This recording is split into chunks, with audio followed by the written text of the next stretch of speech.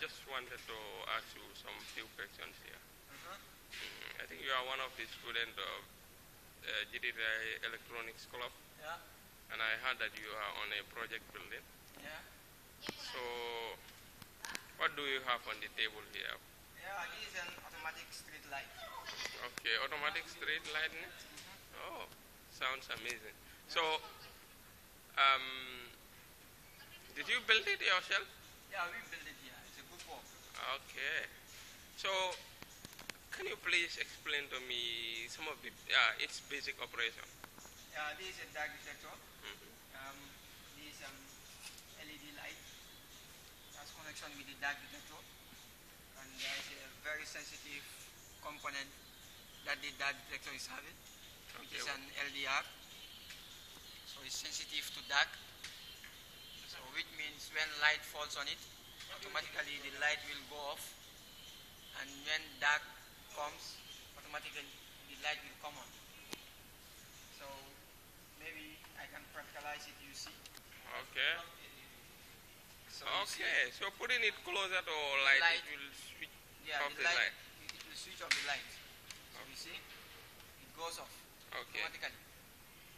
So when it is away from the light, because of the little dark, it's very, very sensitive. Oh yes, I can see it's a little bit dark around. Yes. So okay. So when it is close to the light will go off. So which means that in the daylight, the light will go off. Okay.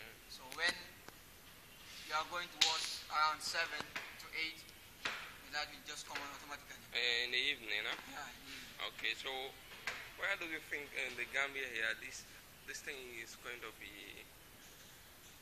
useful? Yeah, we can use this in our street lights. We can even further develop it to be in our houses, whereby we will just use little current, or we just need these car batteries.